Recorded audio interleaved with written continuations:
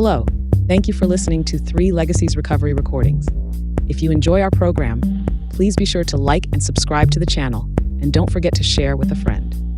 We're also self-supporting, so feel free to contribute to the channel through Venmo at Recovery Recordings 615. Please note that the views expressed on this podcast are solely our individual views and do not represent any official stance of any 12-step program.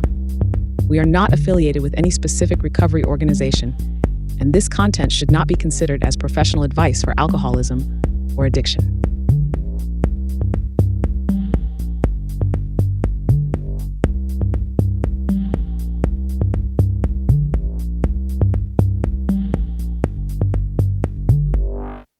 Hello, everyone. Welcome to 3 Legacies Recovery Recordings podcast. I'm your host, Paul. Today is Tuesday, September 30th, 2025, and this is episode number 72. You can reach us at Recovery Recordings. Our email is recoveryrecordings615@yahoo.com. You can also find us. We have a private Facebook page.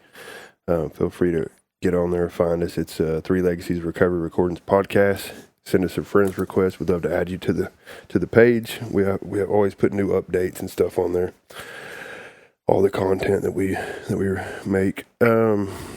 Let's see. We have this upcoming Sunday, the 5th October 5th. We have Cat V from Philadelphia, Pennsylvania. We're doing an episode. We're calling it "We Had to Stop Doubting the Power of God."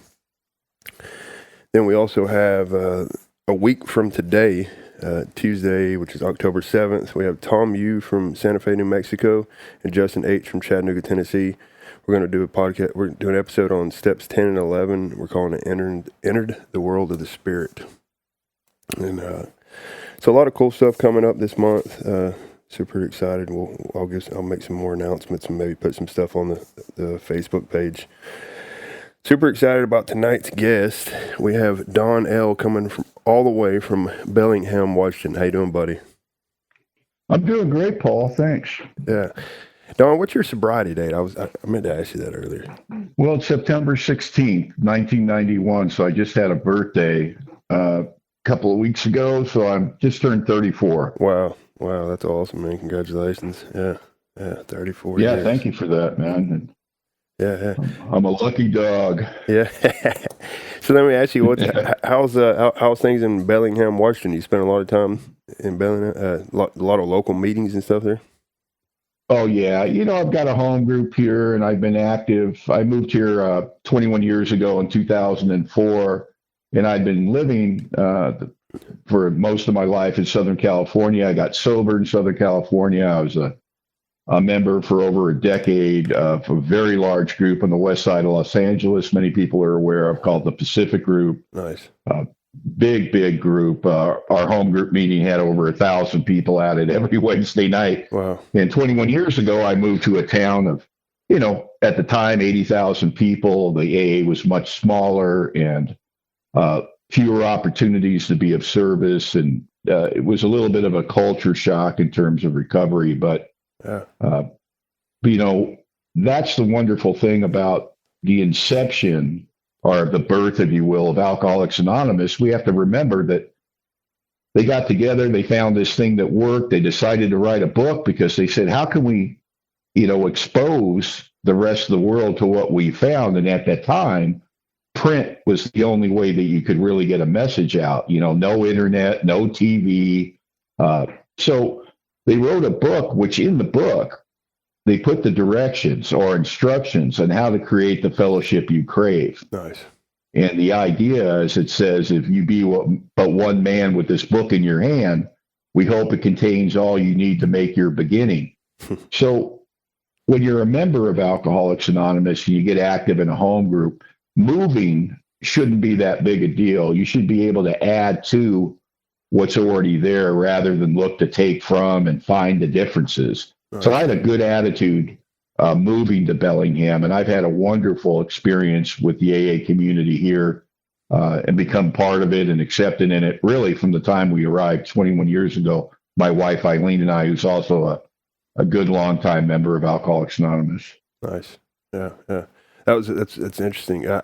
So let me ask you, how long had you been sober by the time you moved to Bellingham? I was knocking on 13 years. I think I got sober in 91. We got here in 2004. So I guess I was 13, maybe coming up on 14, something like that. Yeah. And I was sober. I think it's tougher to move when you're really young in sobriety, but I certainly had enough time. And I talked to a lot of the old timers in my old home group about, what their experience was watching people relocate, the do's and don'ts, basically. So I got some great advice about some of the mistakes people make when they move, and they're really happy in their recovery. They have their flag planted where they're at, and then they find themselves in a new town, and suddenly nobody's doing it right. and what you find out is there's nothing wrong with the AA or whatever recovery you find when you move. It's just not what you're used to, and we don't do change very well. And so some of the advice I got basically is to spiritually shut up. Yeah. Keep your opinions to yourself. Go in there. Just have an attitude based on gratitude. Assimilate into what they're doing. Look for opportunities to be of service, and everything would work out. And that's been my experience. So it hasn't been a difficult transition. But I've been here. I've been sober longer here in Bellingham than I was in Los Angeles. So 2/3 of my sobriety has been spent here. Yeah, nice. That's awesome. It's funny. I was just talking to a sponsee this past week, and he's in his first year of sobriety, and there's the living situation he's in right now. He's mandated to go to certain meetings so many times a week, right? And but he was talking to me this past week, and he was like, "Man, I just don't like these meetings. I'm not getting anything. I'm just, how it goes, And it's about what are you bringing, right? Like, what are you bringing to the table? Like if it seems like if I'm mandated to go to so many meetings, I'd hopefully get to a space where it's like, how can I be useful at this meeting? What can I turn it into something that that I'm enjoying? Maybe have more people jump on board, and so it kind of goes into what we were talking about, how we're going to start this whole thing out is. When we first get here, for the listeners, we're calling this our real purpose. And when we first get here, that's kind of non-existent for us for quite a while. For me, it was, right? I had to get a lot of direction from people. My first grant sponsor used to always be like, Paul, how many people are you working with? How many people are you working with? How many, and it used to drive me freaking nuts, So yeah, that's, so what did recovery look like when you first came into the rooms? Well, like many of us, I didn't get here on a winning streak, and I didn't see what was coming for me. Yeah. In very much the same manner when you get into the drinking game and all that other nonsense, it's so wonderful. We take to it like ducks to water, and we don't see what's coming for us, right? Yeah. We don't see the monster. And when we come to recovery, it's very much the same experience. There's so much help in, for my example, Alcoholics Anonymous. That I walked into a room, if you think about it, people that were just like me, that had found a solution, were living good lives, and there was a lot of help there, and there was a lot of power there, and a program that had been, tried and tested over the years that worked for people like me. Yet I didn't recognize anything. I didn't see the value in that. I was so obsessed with the trouble I was in. And I had a good loser's resume. It's not that I didn't have reasons to be concerned. I was 31 years old. I had drank my way out of the only career I ever knew. I had worked in a year. I'm living at my sister's house. I don't have a car. I have warrants for my arrest in 2 counties because, as my sponsor said, I was an overachiever. I owe the IRS $80,000. I owe the state of California God knows how much, and I've just made a mess of my life without. And here's the interesting thing: I can drink and create kind of an amnesia about the reality of my life. It's weird. I can sit drunk on the couch at night, and somehow those things don't bother me. But boy, you put 2 to 5 days of physical sobriety, my head defogs a little bit. That stuff starts choking me out. And it was very apparent to me that I had done this not only without anybody trying to hurt me, but just quite the opposite. I had people that loved me. I had a family that cared about me. I had, over the years, great girlfriends and employers and friends and people that basically laid down across the tracks of active alcoholism, and they're the ones that took the collision, right? I was drunk, and you get sober, and all that stuff's just waiting for you, and it's overwhelming. So walking into 12-step recovery, and you start hearing things like you have to be of service and you have to help somebody else, and if you want to feel better, help the other guy feel better and get busy and all. And I'm all for that, right? I'm all for that, but I need to get my stuff together first. Yeah. And that's the feeling. I've got so much wrong in my life. How can I possibly help anybody else? And it's counterintuitive. Yeah. Like, I'm at the low point of my existence, and you're telling me to be of service. And I couldn't even pay my rent. I don't even have an automobile. I mean, I don't see what I have to offer.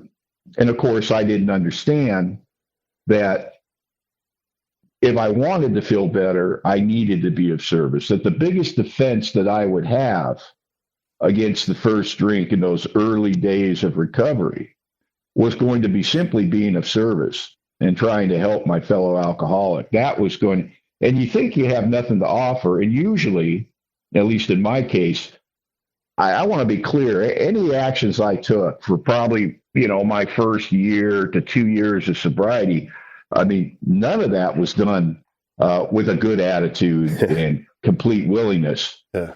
Most of it was I had a tyrannical figure in my life I called a sponsor who loved me enough that he didn't care how I felt about things. He wanted to make sure I was given the program of Alcoholics Anonymous undiluted.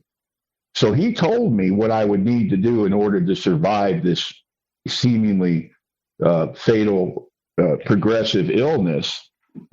He didn't pull any punches. And he said, listen, man, you don't wait till you're better to start doing the things that get you better. Yeah. He goes, it's when you're broken, you need to start doing these things immediately. And I did not want it to be the answer. That's the simplest way to say it. Yeah. An idea, if the big book of Alcoholics Anonymous is accurate, and I believe it is, that the root of my trouble is selfishness and self-centeredness. If you go to a selfish, self-centered person and you tell them that their only chance for survival is to get out of themselves and help somebody else, their default reaction to that should be, do you have anything else? That sounds horrible. Yeah. And so I did these things begrudgingly, not because I wanted to be spiritual, but because I wanted to survive. So in a way, my self-centeredness starts to work for me immediately. You follow me? Absolutely. Like, I'm not doing it to help somebody. To be honest with you, I could care less what you get out of it initially. I just don't want to die. And so I'll do these things. I'll play your little games. But it was shocking. What I discovered is that's when I felt the best. Yeah. It's an interesting thing when you find that out. Most people, when they find out something works for them, they're happy about the discovery. Well, as a self-centered alcoholic, when I found out that the best I felt was when I wasn't thinking about me, I was a little disappointed in that, to be honest with you. I understand it today, but it was a little repellent in the beginning. And you know what's really sad, and people that don't understand alcoholism would find this, I think, offensive, but people that do understand it, that have been in recovery for any length of time, will get this. When I'm new, I find out the best I feel is when I'm not thinking about myself. Well, I'm 34 years sober. If you ask me, when do I feel the best? When I'm not thinking about myself. Yeah, absolutely. It begs the question, what if we've got it wrong? What if we're wrong about what our true nature is? What if our true nature, spiritually speaking, what if we're designed for service? Yeah. What if we have souls, if you will, or an essence, if you will, that actually wakes up and becomes empowered at the highest level when we're out of ourselves and we're of some earthly good to our fellow man? What if we're built that way? Yeah. And I was living in direct opposition to that. All those years I was drinking and doing that other stuff and running around like a madman. I'm in direct opposition to really how I was built. And the only reason I bring that up is the truth of the matter is, I've been doing this many, many years. And what I've discovered is I have a great capacity for service, and I am rewarded emotionally and spiritually on a level that I don't see maybe normal folk. There are a lot of good people in the world, but I'm telling you, it really floats my boat. And if we're more, there's a great little throwaway line in the big book, and I call it a throwaway line because I think it's in the chapter to employers, which nobody reads anyway. And it says, shouldn't we be more interested in results rather than methods? Wow. And what's weird is newcomers in AA, particularly, we are way more interested in the methods than the results. We will argue with people that are decades sober, telling us what they did that made them feel good and become, get returned to life. Yeah. And we'll argue with them, although we've never tried it. Yeah. We've never tried it. We are so repelled by the methods. It just makes, and it's simple stuff. Yeah. You go to your sponsor and you're whining about how you feel. And he goes, well, why don't you go talk to that guy over there? He's brand new. Yeah. You could probably make him feel better. And you're thinking, you're not listening to me. Yeah. Why would I do that? Yeah. And I want to argue about methods, but at some point, if we stay here long enough, the results are undeniable. And most of us come to the conclusion, holy smokes, I feel better when I get out of myself and I'm simply of service. But you're right. There is a transitional period. And how long does that take? It depends how dug in you are, how close-minded or open-minded you are about perhaps trying a different way to approach life. Yeah. Approach and attitude are the key words. You talked about, this guy with a year who's mandated to go to meetings. He has kind of the wrong attitude about it. And the truth is, that's a very normal thing that happens with folks when they get sober. I've sponsored people since I was 6 months sober. I always have. And usually like clockwork, somewhere between a year and 3 years, a guy will come up to me and I'll notice him in meetings. He's got that look on his face like he's got somewhere else he'd rather be. Yeah. And I'll say, what's going on with you? And I'll go, I got to be honest with you, Spons. I'm not getting a lot out of the meetings anymore. And I'll tell him, I go, well, you're not mistaken. You're not. Yeah. Because when you're new, the meeting is absolutely created and maintained for the new person. That's why we have them. So people can come and be introduced to a new way of life. So we kind of set out the banquet table for our new friends. And when I was new, I took advantage of all of it. But after you're here a while, you've already gotten everything we have to give. And you've already been fed. Now your job is to give it away and to feed somebody else. And if you don't make the transition from that new taker to that person who's got some recovery, who's now a giver, what reason do you really have to keep coming back? Nice. And so your attitude and your approach has to change. I've never been to a bad meeting if I have the right attitude and the right approach. And it's simple things. I get there early, so I have an opportunity to shake hands and meet people I haven't met before, maybe give somebody a kind word, ask them how much time they have. Do you have a sponsor yet? That little banter that we have before the meeting that reduces your feelings of self. I try to be an active listener. I try to cheer for people when I listen to their sharing rather than judge what they're saying. I'm not looking to take from the meeting. I'm looking to add to the meeting. And sometimes the best thing we can do in that group environment is be a good example. And so if you have the right attitude and the right approach, and you say a prayer before you get out of the car, when you get to AA or wherever you're going, and you say, you know what, God, I'm at a meeting of Alcoholics Anonymous right now, and I got the world hanging all over me, and I'm thinking about myself. But I know if I leave my problems in the front of this car, you'll take good care of them while I'm inside. Give me eyes to see and a heart to feel. Let me remember what it was like to be new when I walked in. when every night was the most important night of my life. Mm. And then when you have that attitude and you remember what it was like to be new in AA, boy, you'll walk into a meeting different. Yeah. Wow. And you'll remember why we really do this thing and how when we have new people in the rooms every night in AA, and it's touch and go when you're new. Now, me, I'm sober forever. It's just another gift in an endless series of gifts, right? And I can forget what it's like to be new. So attitude and approach will keep AA exciting and vibrant. And boy, it's the greatest show on earth. You don't want to miss it, you know? Yeah. Nice. Yeah. So let me ask you about this. So in your experience, how much does age, like a person's particular age, really have to do in your experience? If you've even thought of, like, for example, I started sponsoring this kid that was probably 17 years old.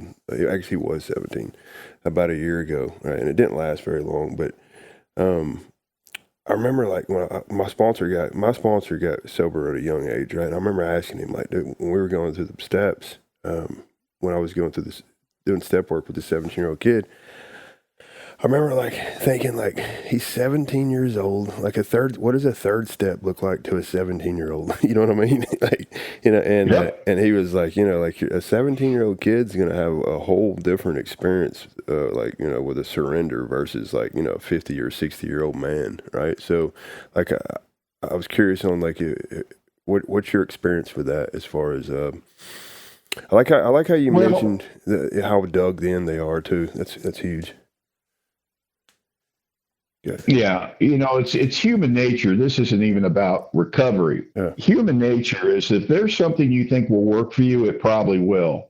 If you don't think it'll work for you, it probably won't. And that's where the word attitude comes in again. Yeah. Now, I've been lucky in terms of I've sponsored everything from old goats to young men. I mean, I've been to a few high school graduations for guys that got sober when they were in the 10th grade or 11th grade and, nice, stayed sober. And there we are at their high school graduation and thinking, man, this is something. I've had some of the best home group members I've ever had the privilege of going to meetings with, got sober when they were teenagers. So I don't think that it's a block. I think it's like anything else. How many guys have we heard say, well, I can't get sober. I'm a plumber. I can't get sober. I'm a painter. I can't get sober. I'm an electrician. I can't get sober. I'm a lawyer. And they'll tell you how everybody in their industry drinks. And it's funny. It's all perception. Yeah.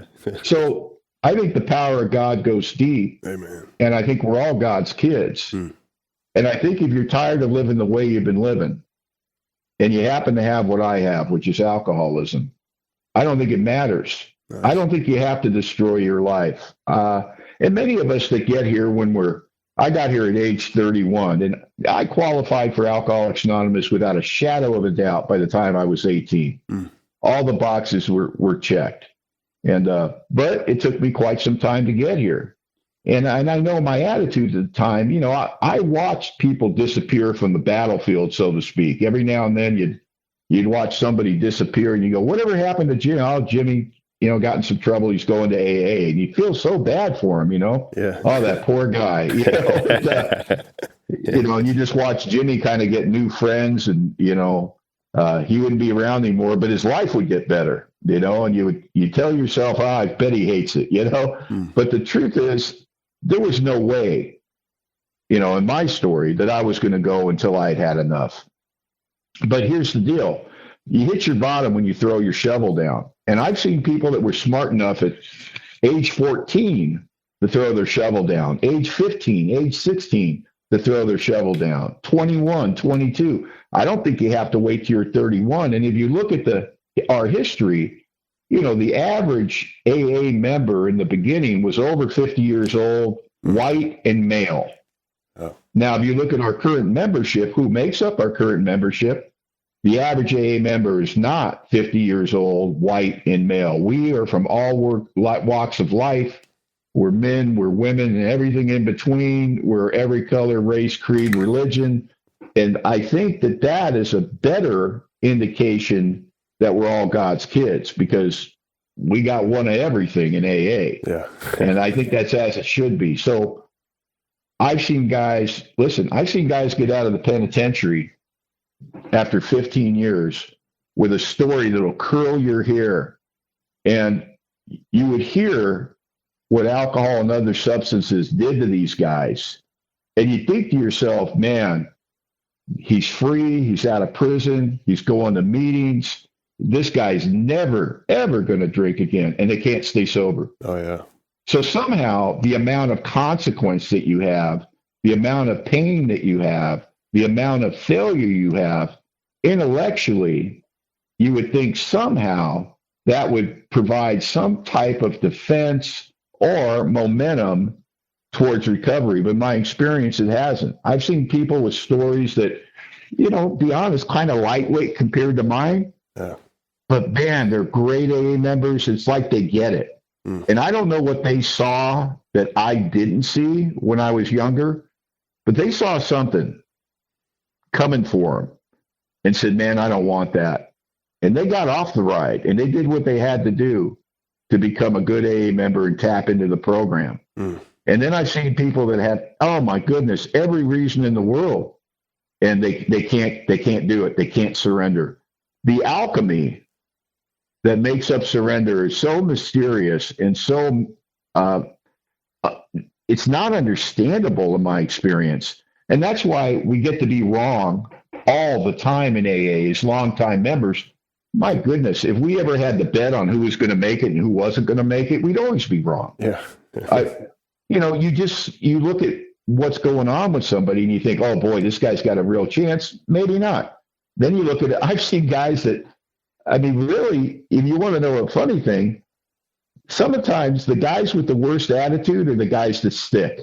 The guy who's just being honest, like, I hate the way I feel. I hate being sober. I hate AA. I hate all of you people. But they're showing up every night. Yeah. That guy's got a real chance. Amen. Yeah, absolutely. Absolutely. Yeah. Yeah. So I don't know what the solution is in terms of who's ready and who's not ready. Boy, I can never tell who's going to stick around. Yeah. I've always been always pleasantly surprised when people stay.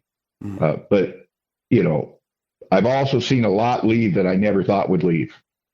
Wow. And that's where this one day at a time thing really starts to rear its head, because you can have a guy in lockstep. It's 2 years, 3 years, 5 years, 6 years sober. Boy, he's saying the right things. He's doing the right things. He's going to the right places, and he's living right. He's got a solid program. But if that guy stops doing what he's doing, it won't last. Amen. Yeah. Yeah. And it's funny because my first grant sponsor, like we didn't get much into the big book. When we talk about just when we interacted, most of the time we'd meet each other at meetings or whatever, and we didn't get much into the big book. But what he always told me was everything you're just talking about, how vital it was that I don't do anything, don't go anywhere. I come in, start participating, start having a purpose in my life. How many guys am I working with? How many guys am I just reaching out to? Just seeing how someone's day's been. But he was real good at like telling me, like, Paul, if you don't fall in love with this thing, like, you're not going to stick around. He's like, if I don't fall in love with my wife, I'm not going to marry her for 30 years. Or stick with her. But he'd always press on how vital it was for me just to make sure, like, even when I didn't want to, how important it was for me not to stick around. And then like the steps and stuff came. My personal experience is when I first came into the fellowship, it took quite a while before I actually got into a lot of step work, which is not generally how I do it nowadays. But looking back on it, I'm grateful that I had that experience with my grand sponsor. With just talk about how important it was for me to get involved. Right. I think. Go ahead. No, you go ahead. Go ahead. Well, what I was going to say is, I had a sponsor that exposed me to all three sides of the triangle immediately and simultaneously, right? Unity, service, and recovery. Yeah. But he did it really in what I think is the traditional AA way. He did it through example more than direction. He did it without ever telling me that's what we're going to do. So yes, we were in the book. Yes, we were doing step work. But he thought it was just as essential to show up to a meeting early and have a commitment moving chairs. He thought that was just as important. He thought, one of our biggest steps isn't the 12 step, it's the get in the car step. Yeah. Just hey, we're going to go here and go to this meeting. Hey, we're going over here for a barbecue. Hey, we're going over here for a service structure meeting. And there seemed to be something about that effort, that consistency and that effort that made a real difference for me. And a lot of the things that serve me so well today in terms of the meat and potatoes of the steps, didn't do a lot for me in the beginning because I didn't really understand them. I didn't know how to apply them. So, my first higher power was my sponsor, Sure. Yeah. The thing I leaned on that the most when I was new was the fellowship. Was our unity. And that makes sense if you think about it, before I can walk, I'm going to have to crawl. And the only way I'm going to keep up with everybody is if you bring me along. And so the spiritual principle at play in the group dynamic of Alcoholics Anonymous is the invitation. Now, the invitation is old as man himself. People are included in any kind of tribal setting, and Alcoholics Anonymous is my tribe. And so when I arrived as a new member, I was invited everywhere. Nice.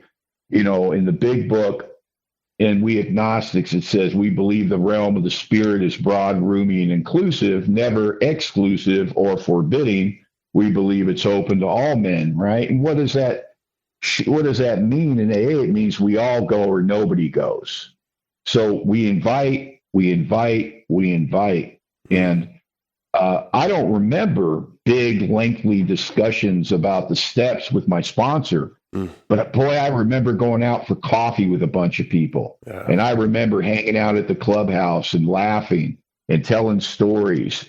And I think that's as healing as anything you're going to do in the steps. Yeah. Now, somehow in AA, we become splintered, or we have factions where one group of people will tell you that, meetings aren't recovery, and they'll almost badmouth meetings, and they'll promote that you got to, work the steps in such a manner. If you get something wrong, you're not going to stay sober. And that's not my experience.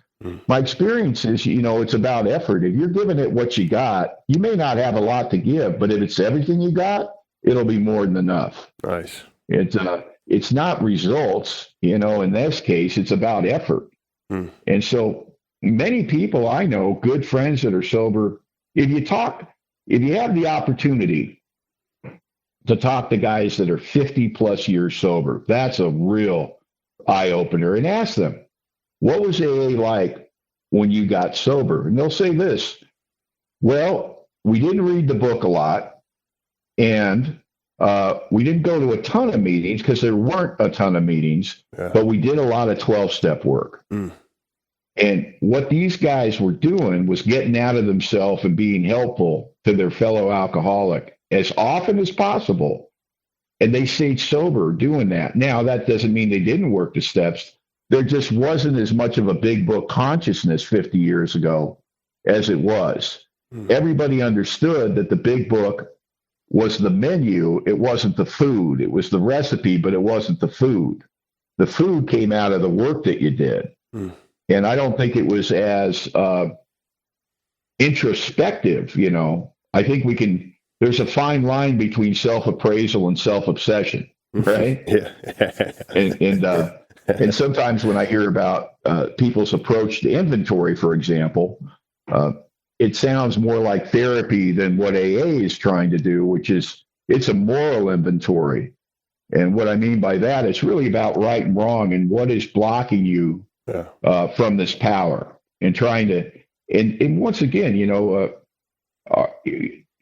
title of this podcast, our real purpose, that comes from page 77 in the book in the amends process, where they're pointing out, you're making all these amends, and you might be looking at these financial amends, these family amends, these social amends, these business amends, and you're trying to get your life in order. But that is not a means to an end. Our real purpose is to fit ourselves to be a maximum service to God and the people about us. And one of the things that we have to remember as we work the steps, any of the steps, is what we're trying to achieve underneath all of that effort is to rid ourselves of the things that have been blocking us off in this power so we can be of some earthly good. And so we can get hung up and turn Alcoholics Anonymous into a self-help program. And AA has never been a self-help program. It's always been a yourself sucks program. And we're trying to get to a new place with our lives. Yeah, absolutely. And that was actually comforting to me to realize why I was doing these things wasn't necessarily so I could have a bright, shiny light, but so I could have a new purpose. And I've just seen a lot of people get sidetracked thinking that, it's an old idea, isn't it? If I have the right car, the right job, the right girl, the right money, then I'll be happy. Well, many of us had the right job, the right girl, the right money, the right, before we got here, and it didn't keep us sober, did it? And so we will come to AA and we'll dress up a spiritual program in materialistic clothing, and then we'll wonder why it doesn't work. And many of us have had that experience. I had it to a degree, between 7 and 9 years sober, I think, when, as I like to say, all my dreams came true and my life was better than I could have imagined it would ever be. And yet there was a hollowness inside me. The wind was blowing through my gut again. And I couldn't figure it out because I had all the things in life by that time that the world told me, if you have these things, you'll be happy. And I wasn't unhappy. I just wasn't as happy as I thought I'd be.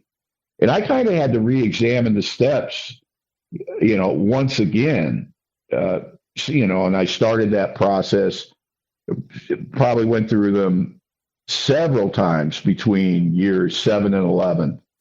And just knowing there's something here, and really what it turned out to be, if I was put it simply, is I just hadn't surrendered to the idea that this was a life of service. If you want to get everything out of it, everything that's really available, it really comes down to being a servant. And that's a tough sell. It was a tough sell for me then. It's a tough sell for me now. It's not my, my default setting is self.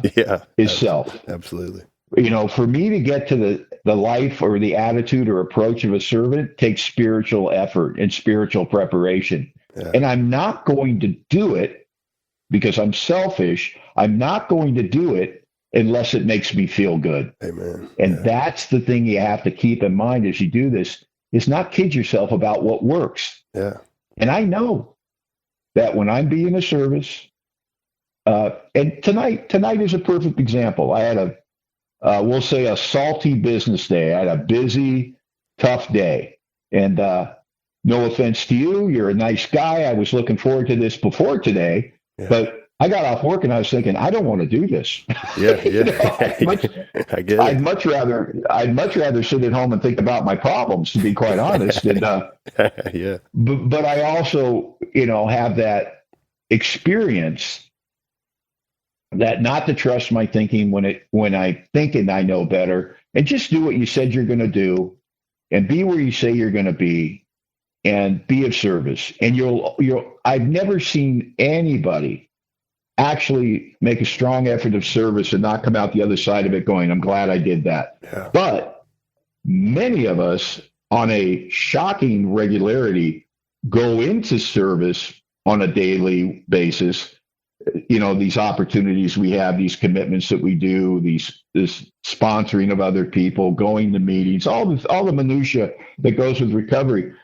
Most of us have a bad attitude going into it. It doesn't matter how long we've been doing it. You would think after 34 years, I wouldn't fight it.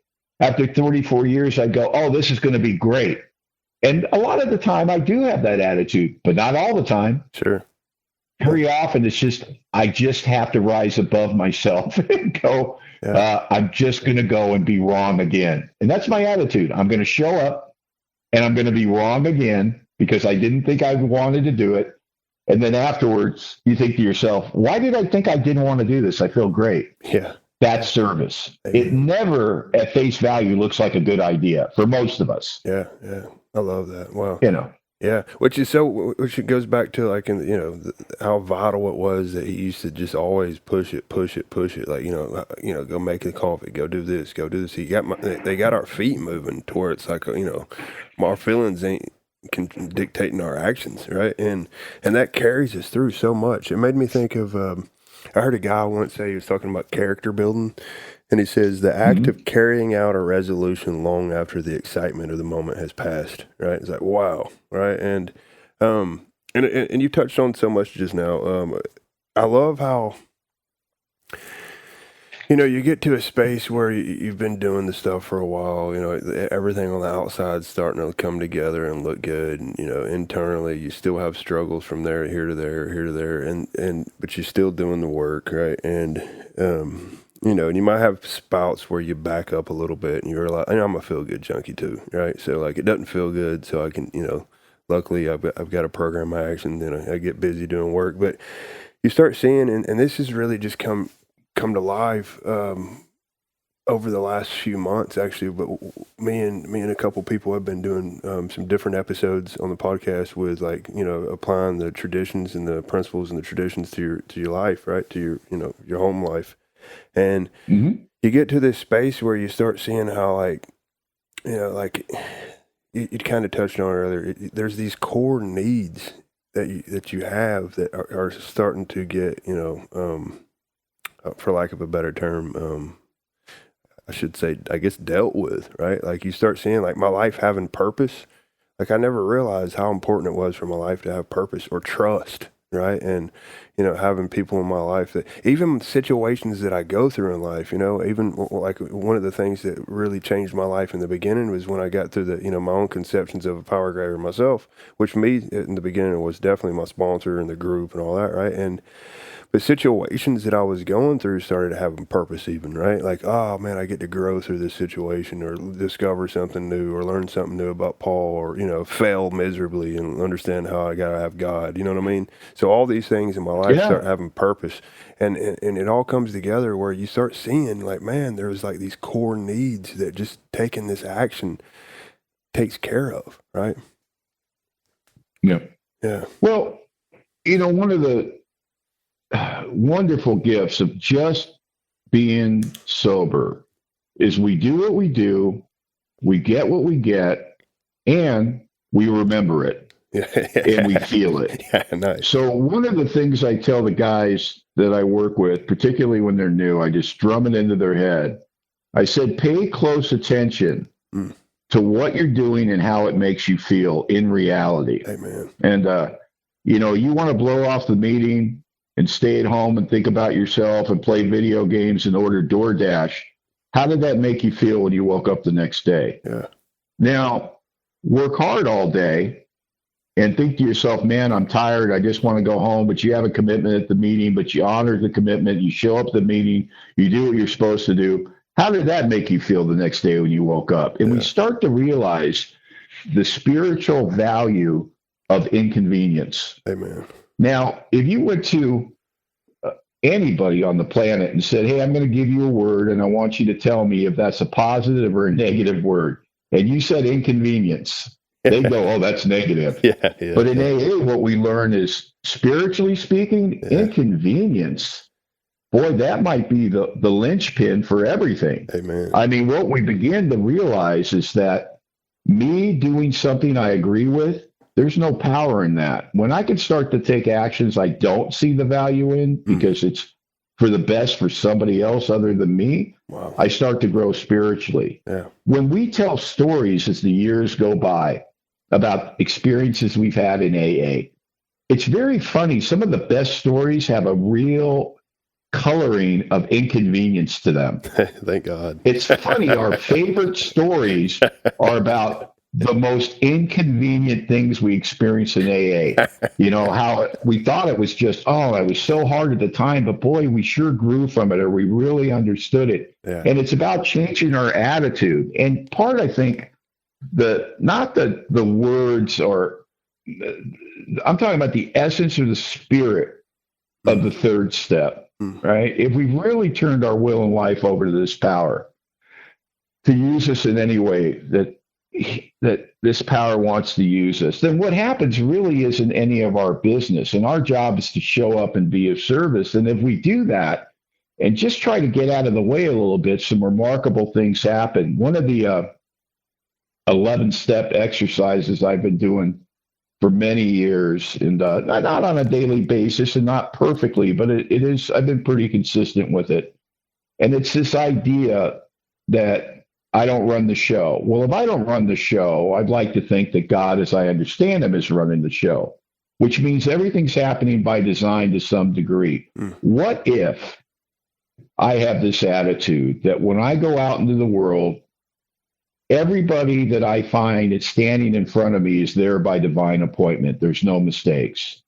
And my only job that day is to try to be of service to everybody I find standing in front of me. Amen. Now, sometimes that's just being polite.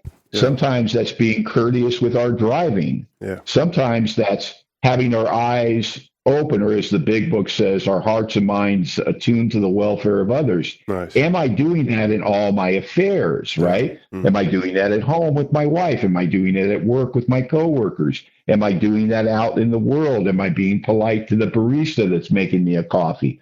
Do I ask their name? Am I saying, I appreciate you doing that for me? I hope you have a great day.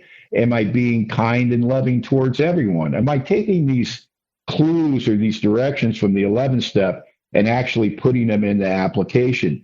And so the other fun question is, what kind of world do you think we'd be living in if everyone on the planet, when they left their home in the morning, thought, whoever I encounter today is there by divine appointment, and my only job is to serve them? Yeah. What kind of world do you think we'd live in? Oh, man. That'd be a pretty cool world, but we don't run the world.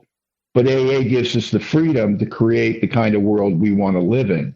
So I can live my life that way. And I'm telling you, when I have a day where I remember that, it's a great day. Amen. I have so many wonderful experiences just in the small confines of 24 hours.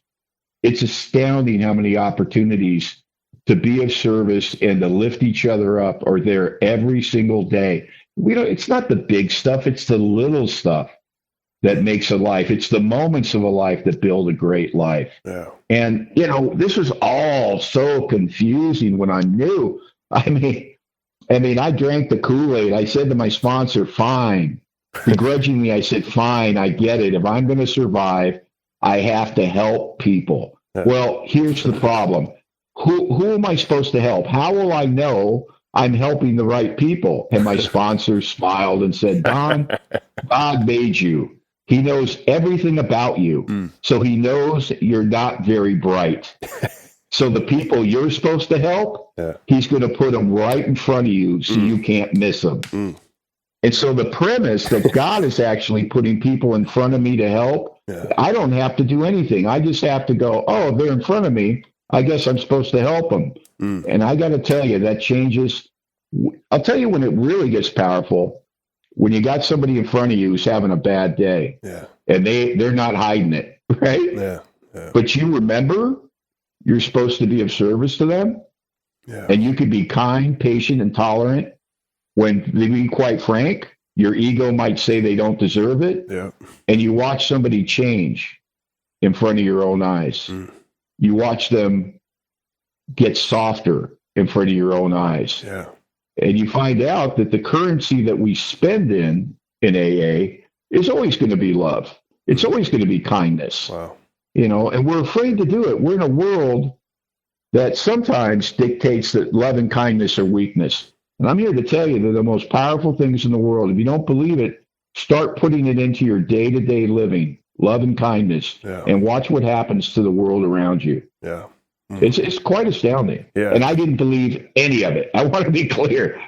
None of this stuff was my idea. But this is the basis of AA. Yeah, absolutely. Yeah. And the opposite of it is when we have problems, right? Is running on self-will, always in collision with people, right? It's not living up to what I want, what it should be. It's all about me, yada, yada, yada, right? And I'll tell you, everything you just touched on is literally the practice over this last year or two has changed my life. It's changed everything. Sometimes it's something as simple as like keeping my freaking mouth shut, and Absolutely. right. And that's a big one. That's especially in certain settings, just keeping my mouth shut. And KDP always talks about taking the higher road, right? And I heard a prayer once where the guy had said in prayer, he says, "God, help make me sensitive for little opportunities that I could be of service." It's like, wow, right? And when you start doing stuff like that, man, it just changes everything. And I really like how you was just talking about a divine appointment, pretty much. And it is. It's like I said, the opposite of that is what me.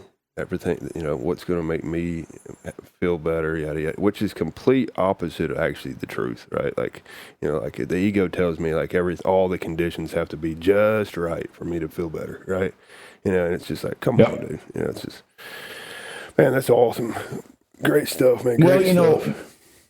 Yeah, my first sponsor used to play spiritual games. He'd spiritually ambush me, I used to call it, because I'd be talking to him at night, telling them about me and telling them about me and telling them about me. And he'd interrupt me and he goes, "Hey, in your travels today, did you encounter any other of God's kids?" Yeah. And I go, "What do you mean?" He goes, "Well, were there any other people around?" And I go, "Well, yeah, of course there were." And he goes, "It's funny, I don't hear you talking about any of them." Yeah.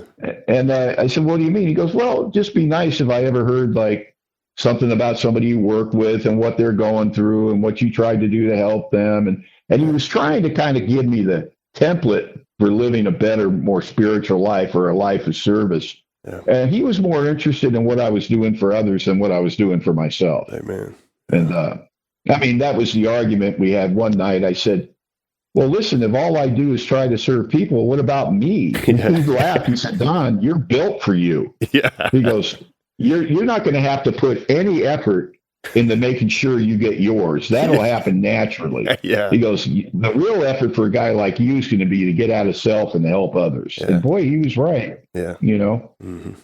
And how I know that, and this is interesting, I've been exposed to some pretty deep spiritual waters over the years, and I realized that, very often I emerge from the waters completely dry. You know what I mean? Like the stuff doesn't stick. So I got to just keep, going up to the plate and taking my swings. And nice. It's just shocking how I wake up every morning, and I woke up this morning in the state. I wake up every morning of my life thinking about me. Mm. Isn't that something? Yeah. I love AA. I love God. I love what's happened in my life, and I believe that selfishness and self-centeredness is the root of my trouble. I believe the solution is being of service, all of that. Yet I wake up every day thinking about myself. Yeah. It seems to be my default setting. Yeah. It seems to be, if I have an undirected thought life, that's where my thoughts are going to go. Mm. And it's, and I think the 11th step, Bill Wilson wrote that great article in January 1960, which was, Emotional Sobriety, the Last Frontier. And I wish he had called it Our Thought Life, the Last Frontier. Nice. Because it's really the last thing we really take on in recovery. At first, what do they tell us when we're new? What you think doesn't matter. What you feel doesn't matter. What you do is the only thing that matters. And then we say things like, take the next right action, take the next right action. And I think that's all true, because I felt very empowered when I was new, when I discovered I could do things I didn't want to do in a sober state. I could do the right thing even if I didn't want to do it. Yeah. And I thought, wow, that's really something. That's closer to a maturity than I've ever had before. Yeah. But at some point, we have to go inside. And you talked about restraint, and it is a spiritual tool. Restraint of pen and tongue. Shut your mouth when you're going to say something you're going to regret, or you're going to have to make amends for it, or you're going to hurt somebody or make a mess. That's great. But restraint is a spiritual tool that should never be used in a singular fashion. It should always be coupled with other spiritual tools. What restraint does for me, restraint is really what we talk about in the 11th step, the pause, right? It means it buys me some time to go and spiritually treat whatever it is I'm reacting to, to try to run it through the God filter. How would God have me feel about this? How does this look to God? Nice. I know how it looks to me, but very often if I give myself that gift of patience and allow myself to calm down and move at God's speed rather than Don's speed, because Don's speed is very reactive. And God's speed seems to be contemplative.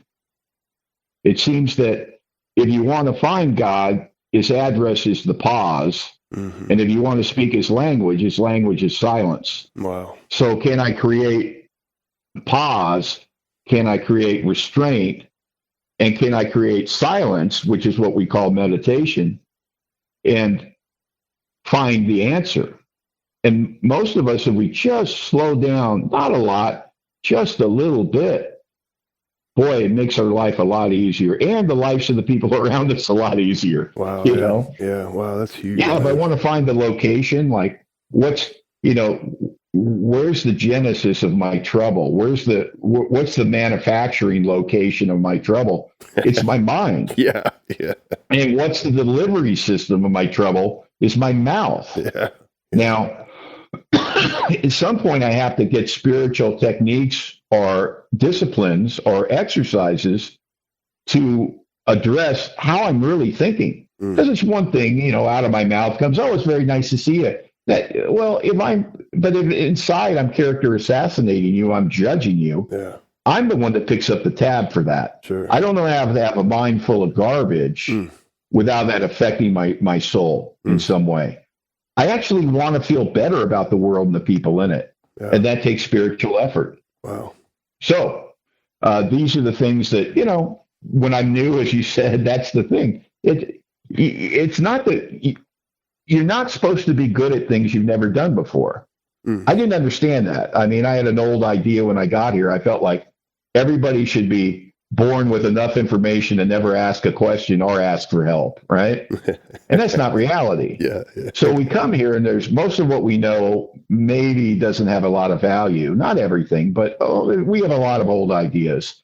And we're being introduced to a lot of new spiritual concepts. And it can make us feel, for lack of another word, stupid, just spiritually stupid. And we got to get over that feeling. We're not supposed to be good at things when we first begin. What we're supposed to do is try them on for size. Get in the spiritual, sandbox and make a mess. Nice. Just go in there and try. And in fact, the 11th step promises us that. It says, having just made contact with God, we're not going to be inspired at all times. And we're going to pay for, some of these ideas, this presumption that it's God's will, by making mistakes. Yeah. And so there's a process. But what we find is as time goes by, and we're trying to build intuition. Bill called it a vital sixth sense. And, we're just trying to, find this muscle we never use, this unsuspected. My favorite description of God in the big book is in spiritual experience. God is referred to as an unsuspected inner resource. Yes. What if I've had this power my whole life and I just never used it? What if I've had access to it my whole life and I've just never accessed it? What if that's true? And then there's only one way to find out, right? Start a conversation. And that's what most of us really do when we're new. We just start a conversation with God as we understand him or don't understand him. Yeah. And here we are. I'm 34 years later. I'm still having this conversation. Wow. Nice. And so the nature of the conversation has changed, but it had to start. And so that's what we ask people to do, is to make a beginning with not just a God as they understand it, but the principles that we talk about contained in the traditions, contained in the concepts, contained in the steps. Make a beginning with these things and start practicing. We're not supposed to be good at things that we've never done before, but we will. Repetition will breed familiarity, and the familiarity will breed the comfort. I mean, when you've been here a while, there's things we do on a daily basis that become natural, but in the beginning, they felt very mechanical, very awkward. That's normal. Yeah. Yeah. And unfortunately, if we put things down for a long period of time, like one of my favorite speakers, Hugh Douglas, used to say, it's amazing how we can get these spiritual tools and become proficient with them and then set them up on the shelf and let them rust and find out they don't work so well when we pick them up again. Wow. He goes, they're tools that are best used when they're used consistently. Interesting. Wow. Man, you just touched on, I needed to hear, I like how you touched on the silent part, like, you know, that's never alone, but always with something. You know, it goes back to, you know, fitting. How do you fit yourself to be a maximum service, right? Rightly relating yourself to the power. My buddy always says, God is patiently waiting for me in the pause, right? And that's great. That's great. Yeah, that's freaking huge. Man, this is awesome. Appreciate it, man. I love this. It's been so good. Yeah. So this is we're at the end of the hour. Anything you want to close out with? Well, the only thing I'd want to say is, you know, God bless you for what you're doing. You know, what I like about things like this is, you know, what you're doing is helpful, but you'll never know exactly who you're helping. But my experience is this, you know, Paul, if you stick with this, it'll come around the world and come back to you. And maybe years from now, you'll run into somebody and they'll say, man, I listened to your podcast and and it helped me so much when I was new. And you'll realize that, you know, sometimes we do these things and we have an intuition like, yeah, I mean, this came from somewhere, this idea for you to do this, right? Yeah. And I just want to encourage you to keep doing it and stay on the firing line, because you're helping people whether you know it or not, or you just, and I think there's nothing more spiritual than knowing you're helping, but not knowing who you're helping, because it doesn't matter. Yeah. What matters is we help. Yeah. Well, thank you so much. The who is not important. Yeah. What matters is that we help. Wow. So there you go. Thank you so much, man. Thank you. Well, this has been wonderful, man. I'd like to maybe at the beginning of the year, you know, plan another date or something where after the beginning of the year. I know you're a busy man, and so thank you so much, Don, and have a wonderful night. All right, my friend. Love you. Talk to you later. Love you, buddy. Thanks. Bye-bye. See you.